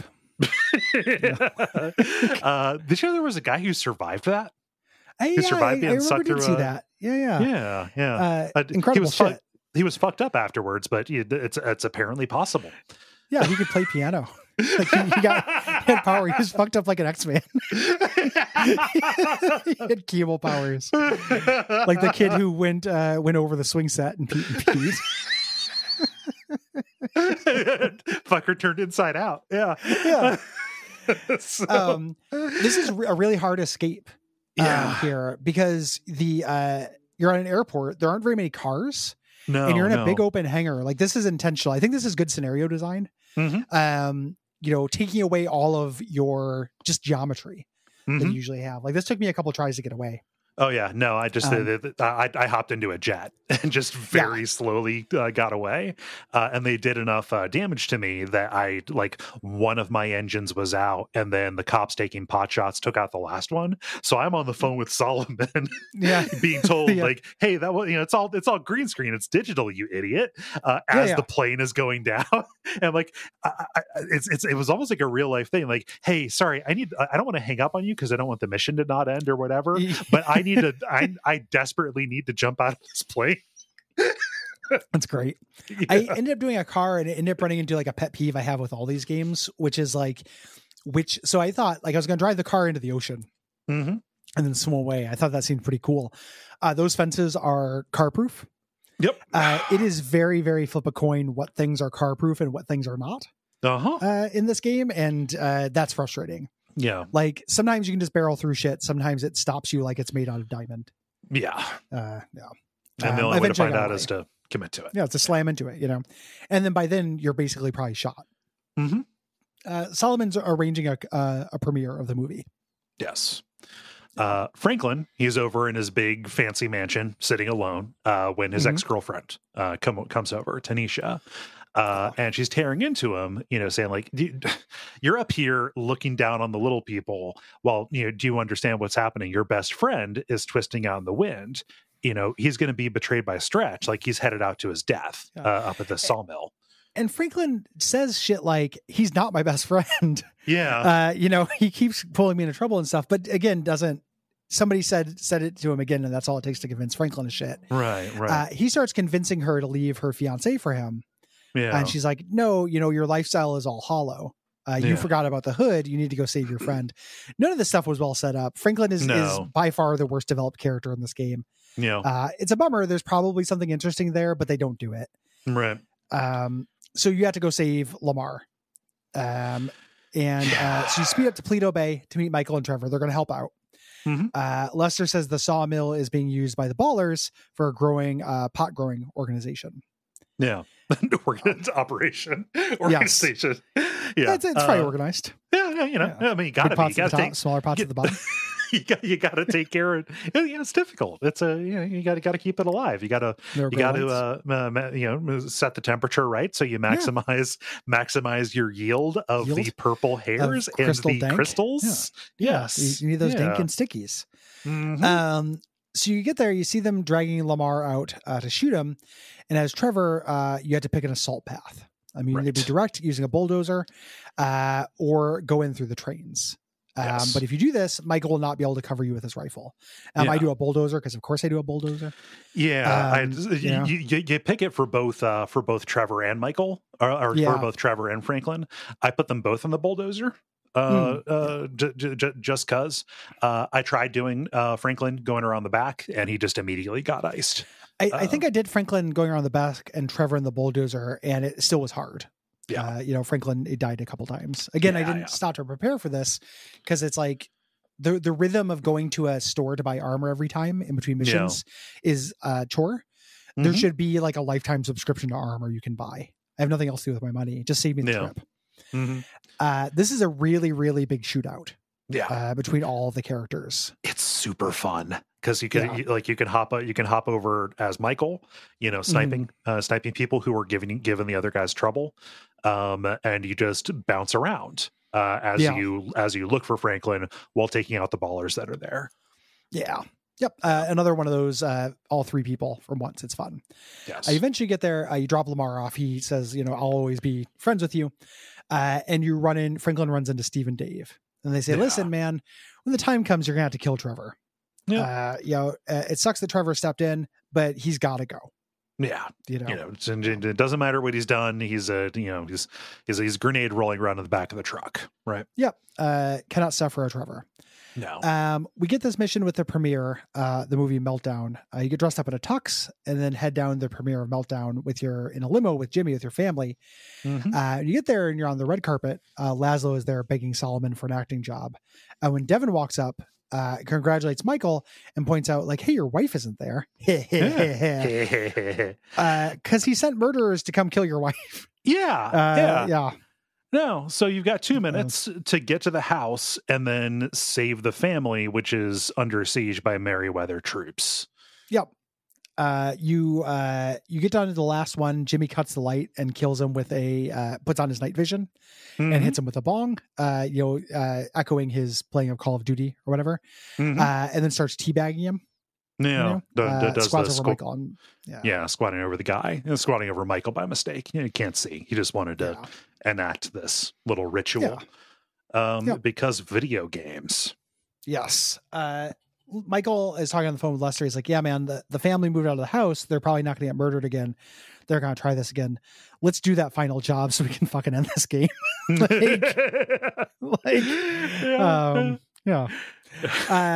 So we go to the big score. Yeah. The final heist.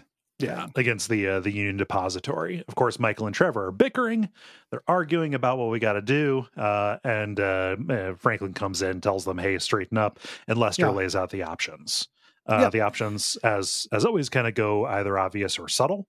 The obvious one being create a distraction up top while somebody drills in to the vault, into the cages through the subway tunnels.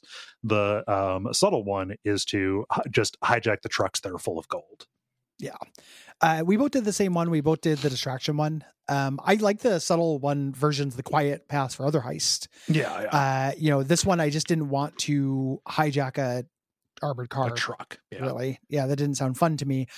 There's weird dialogue here where Trevor's like, of course Michael would choose that option. He's always has to be the center of attention. The prima donna. I'm like, what?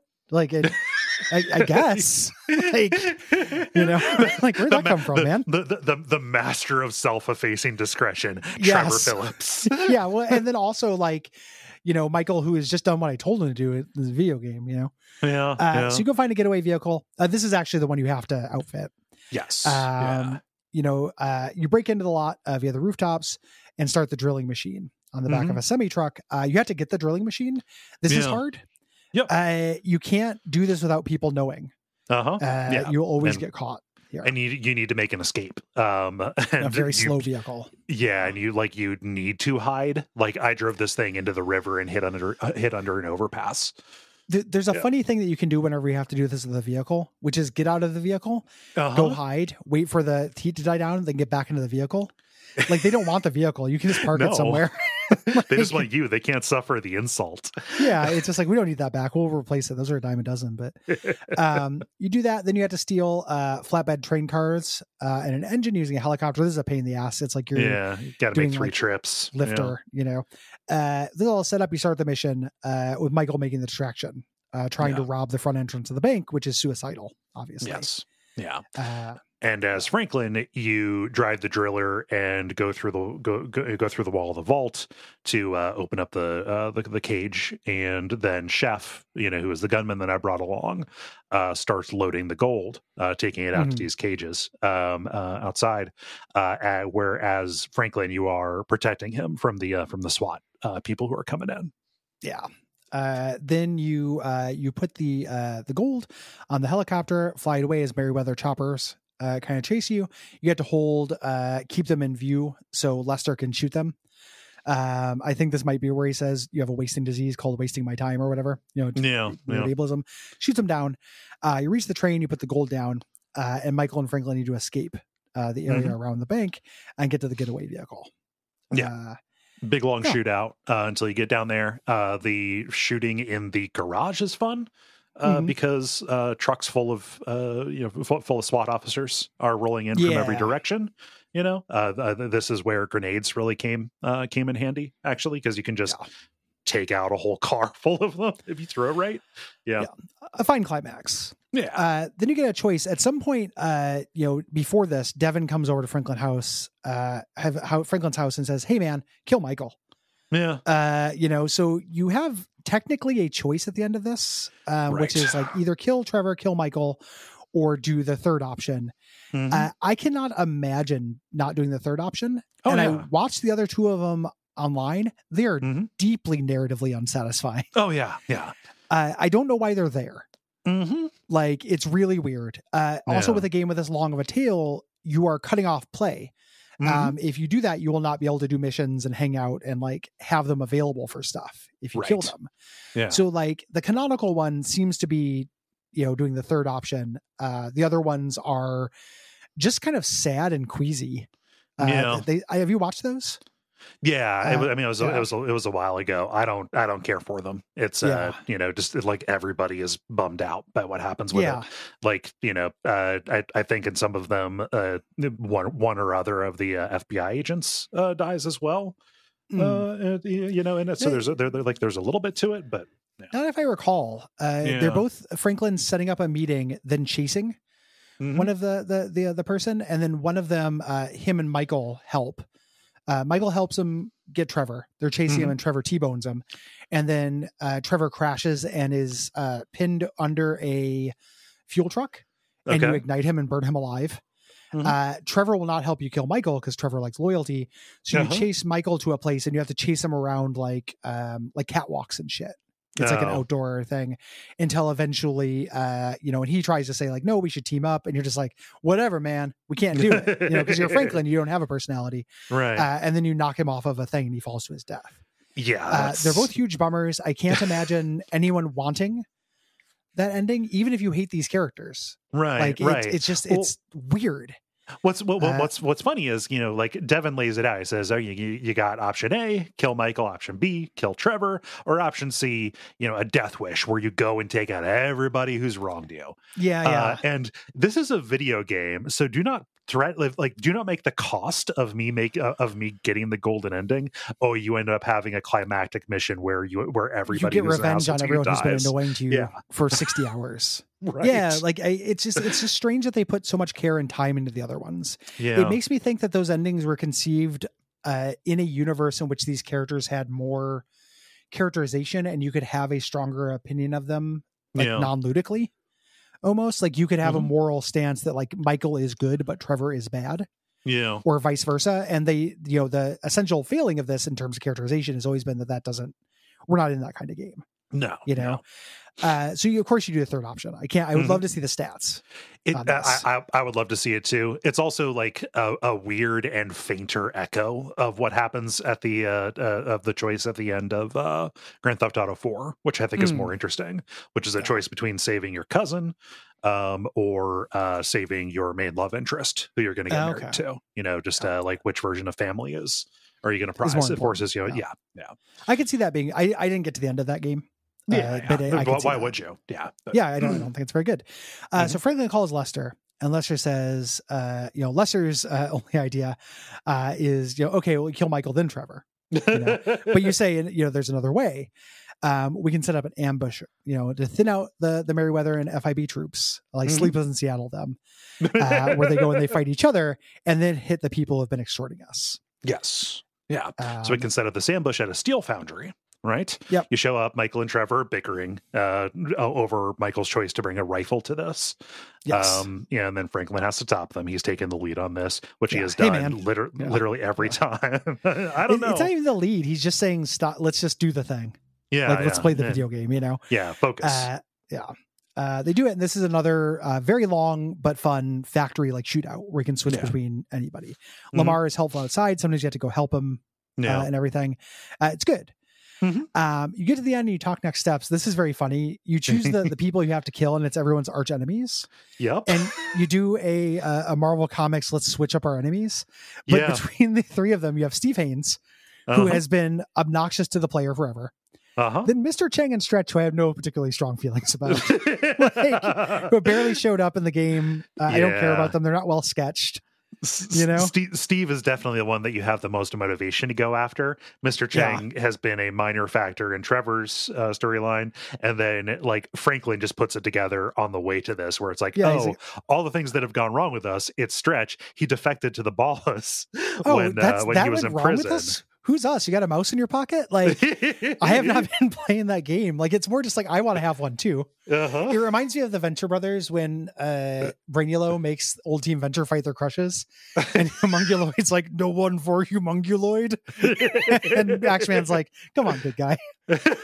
Just like, no one for Franklin. And it's like, I guess it'll be Stretch. So then it's Devin. Everybody switches just for, I don't know. Yeah, like crisscross for strangers on a train reasons. Yeah, let's strangers on a train this. So you choose the order you do it in. Mr. Cheng is at a beach club. Franklin's taking him out. He will leave as he sees you approach. Yeah. You can take him. I blew up his car before he left. Yeah. You can blow him up. Take him out. It's a car chase. Stretch is playing basketball here. And you do this as Michael. You can just run over all of them, which is what You just plow through them, and then the remaining ones will chase after you. And so apparently, if you walk up as Michael, you do a duel with him. All the other ballers back off, and you get into a fist fight with him. That's really dumb. It makes no sense. I can't imagine not doing it. I just ran over a basketball court at Living the Dream. And then Steve Haynes is taping an episode of his show. He's turning his experience into a show, and as Trevor, you snipe him.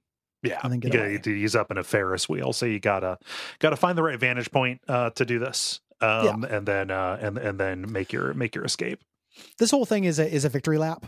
None of this is super hard. The climactic part was, the factory shootout. Yes. Yeah. So since Trevor did the last one, you go after Devin. You go to he's the one who hates Devin the most. There's a line that presages this earlier where like he talks about hating Devin, and he's like, "What do you want?" Him. Yeah. Well, I want him to understand that no matter how much money he has, it can't protect him from a guy like me. Yes. Like that is a badass line. Yeah, so you take out his Merryweather guard, and he's hiding in a deck box out by his pool. And Trevor's not going to take all this. He loads him into the back of his own car, and you drive him up to this place on the North Coast, where everybody is kind of standing around him. Yep. You give him a little speech about the problem with his sort of capitalism there, and then push his car over the cliff, so he'll drown in the trunk of his car. And the group continues to stay together. The group is flawed and fucked up. We're mismatched friends, but we're good. Franklin tells the others, like, you got me terrified in middle age. There's a nice little moment here. Trevor drove the car that they pushed in the ocean. So he doesn't have a ride. He kind of looks around awkwardly and then walks away. It's cute. It's a nice little touch of detail. Yeah. And this, we're fucked up and none of us need to change, but we're fucked up together. That makes much more sense than Michael's family. It's not a good theme, but it is more earned here, significantly so. Yeah. And then you get the end. That's the end of the game. If you want it to be, it will continue to go on for eternity if you'd like it to. Yes. There's all kinds. You can go hunt Bigfoot if you want to. Yeah. Go hunt Bigfoot, go do missions for Trevor's mom. Go do like anything. Like you can keep playing, do all the shit that you didn't do before. Buy all the businesses, buy the theaters and go in and watch the fake movies that they made. There's none of which are good. I watched one of those early on. It's pretty obnoxious. It's like a parody. It's a parody of an art film. It looks like a Saturday Night Live sketch about an art film, but it goes on for about 15 minutes. Right. And like I was ready to be done. At this point, like it's a hard game to sum up because again, I think playing this is very fun. Even talking about it, like it sounds fun to get in a car in this game and drive around. I mean, it because it is. It's fun. Yeah. You drive. You drive right fast. Now, I mean, like I could just do it. Oh yeah. And it'd be. I'd have a good time. Just go make some mayhem, right? Yeah, that is fun. That is undeniably fun. It is also at the same time a game that is like writing wise pretty incoherent and shitty, I think. Yeah. So it's not swinging at it is not swinging at pathos the way that Grand Theft Auto 4 did. I think to its benefit. Like it is fine having a Trevor and just having senseless mayhem or whatever. I don't know that we're ever going to do like a Saints Row game in this, like for contrast. I think that those are much more coherent and kind of eat Rockstar's lunch a little bit when it comes to just understanding exactly what it is. They're more honest. Like, and I that's always the argument that has been like, I'm not a big Saints Row guy. I've tried playing 3 and 4 and couldn't get into them. I don't like how they feel. Is the main thing. Like if they were fun, you know, in my hands, I would probably have a better time with them. Yeah. You know, I believe that they are more honest about their camp and what they do. You know? Yeah. But like, you know, I would be, we would be dishonest if we didn't call this an incredibly impressive game that is very fun to play, right? Yeah. Like that's kind of where I come down on it, and it's conflicting, right? Because you've got to engage with the content. It is going to have characters say shitty and ableist stuff to each other in the missions, even if you skip the you know, the cutscenes or whatever. Like the overall philosophy and, you know, picture of America and, you know, crime and ambitious blah blah blah that Rockstar is, you know, has been their mission as a company forever, right? Like that is going to be, you know, hitting, it's infused into everything, right? And I don't know that I can tell somebody, you know, who is going to, you know, be unable to get past that that it's worth it to hop in here and live with that just to get to play the cool shit simulator. I can't tell anybody that that's worth it. And I especially can't tell anybody who is somebody who is dealing with jokes at their expense in this game. Yeah. You know, like that feels immoral to me to ask somebody to get over that. I'm not saying you're saying that, you know, you're conflicted about that. I know we're on the same page. I'm just saying it can be even worse because it's a game with targets, right? Yeah. There's collateral damage in this. Yeah. There is a sadness to this game about how much care and love is put into presenting a working world in it, and to this end. Yeah. It makes me, I am sometimes, you know, there is a thing that indie game developers will do online where they'll kind of angst about not getting budgets, right? Like we're starting Real Lich Hours. That started a whole discourse. Oh yeah. You know, should this be nominated for best indie game, even if that is technically true? Well, and even weird shit like, is it irresponsible for this to come out because it sets unrealistic expectations? You know, sorry, like that is bizarre. That created incredibly bonkers takes that people published on gaming websites and got paid to do it. Yeah. You know, but the where I'm sympathetic to that is you look at a game like this that had infinity money put into it, effectively infinite money, more the money than either of us could spend in a lifetime put into it.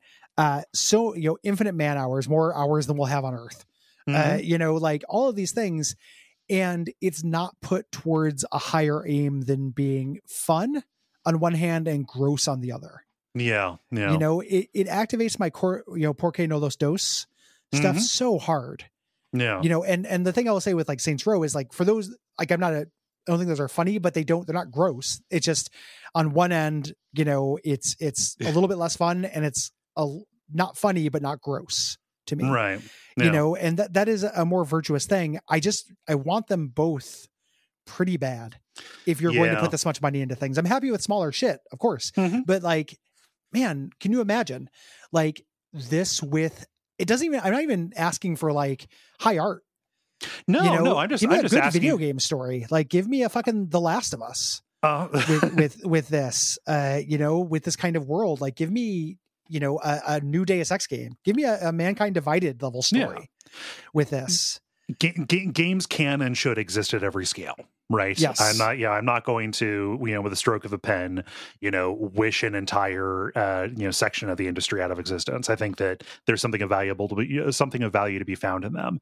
I'm not asking for incredibly high art. I'm not asking for it to be as, you know, kind of overwrought and maudlin as The Last of Us. I'm not asking it to make, you know, huge Kentucky swings Theft or Zero. Yeah. I'm not asking it to be virtuous in any real way, right? No. In terms of what kind of story it's trying to tell or what kind of mission is there. I just would like for it to, for them to not settle for the easiest joke possible with it. I would love to not be repulsed. To make this be funny. Yeah. Like I would love to play this kind of thing and at least feel like I'm not being pushed away by how disgusting the word elements of this are. Yeah. You know, that'd be great. You know, give me a good for video game story. Yeah. And again, the secondary, there's fucking, it's a tragedy onion because the macro plot of this is a good for video game story. Oh yeah. Yeah. Like we talked about that. There's tons of potential in that. The part where Michael is having that dream sequence and he's replaying or when he's driving out to Yankton rather, you're having the flashbacks about the argument you made about getting out. That is compelling. Yeah. Like the idea of like you being, this is the one thing you're good at, you are a criminal, but that's not sustainable and you have a family. Yes. Like you have other stuff you have to care about. That is tried and true and tested shit that you can mine a lot of humanity out of. Mm-hmm. And then that family that he does it for has the fucking therapy scene where brothers call sisters gapers and, every wife is a cheating skank because that's women in this world. And like, it just, by existing in a subset where humanity cannot exist, like it just absolutely biffs that shit. So a perfectly good plot is wasted. Yeah.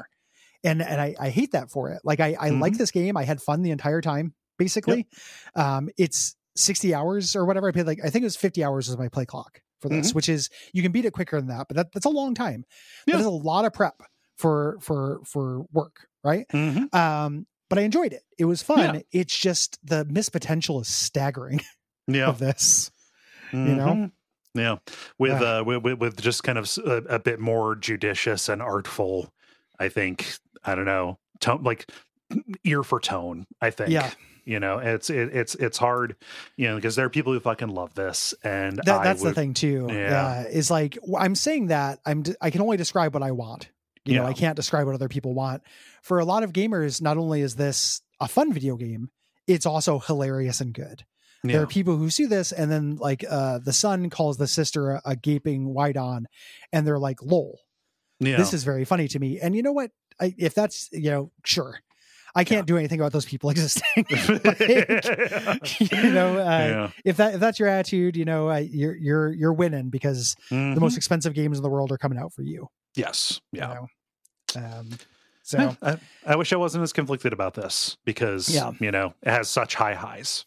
It's very fun. Like in terms of in the hands, it's very fun. It makes me vaguely optimistic about GTA 6. Oh yeah, no, I'm going to check it out. Yeah. Everyone who's talked about Red Dead Redemption 2 says that the writing and story stuff is significantly better. If they're on any kind of trajectory, like I haven't played that yet. I'm vaguely interested, but I would very much like to, but the enforced slow pace stuff puts me off, like the slow animations of doing everything. Like I don't have a lot of patience for that. Yeah. But I'd be curious to see them do something that isn't this. And I'd be curious. I like driving around more than I like horseback riding. No. And I like those worlds more. If they do this, they make a GTA 6 and it's in a world that has all that craft, and it even if it rises to GTA 4 levels of like, story and stuff, I'll be pretty happy to play it, I think. Yeah. And I hope that is the case. Yeah. I will only play it if it goes woke. Oh yeah. Yeah. I didn't think about that. I also needed to go woke. Shit. Yeah. Shit. Shit. Yeah. We got the virus. We got that virus. It's also communicable by listening. So everybody listening to this has also got the virus, unfortunately. You don't know where I've been. Yeah, exactly. If you listen to this podcast, you're actually listening to every podcast I've actually listened to. Which means, welcome to the left, motherfucker.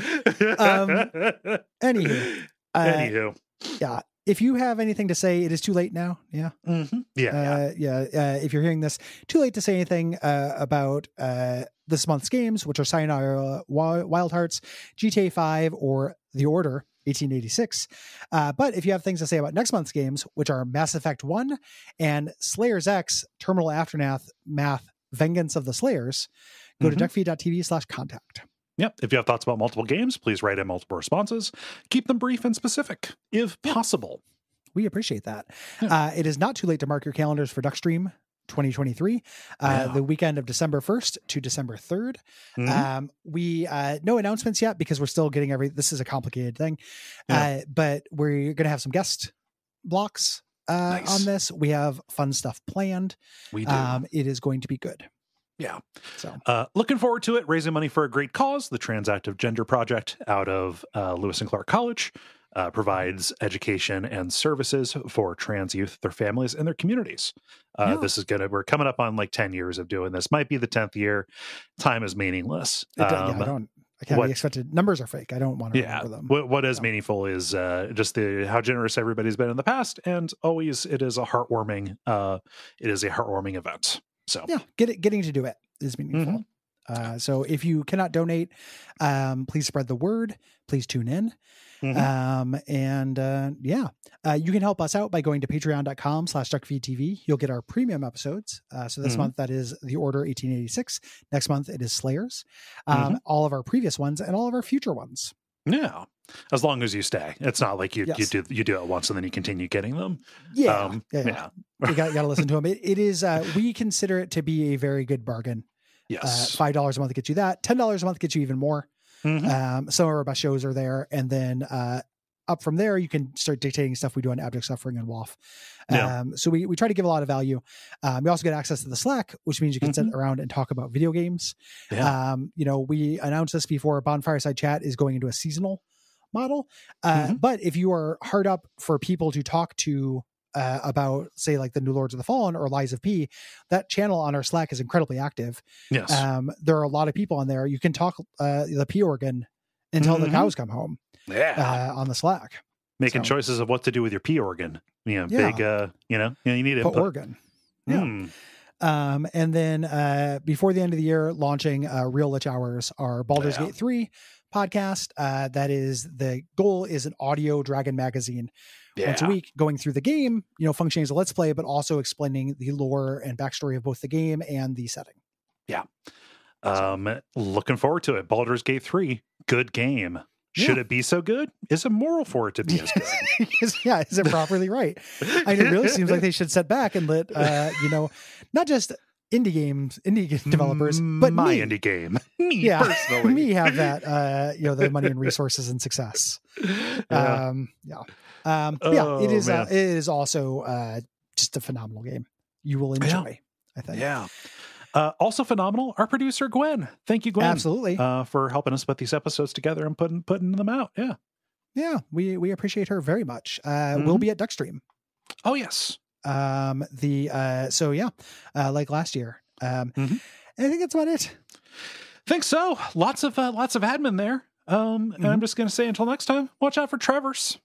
Yeah. If you left him alive, he's still out there.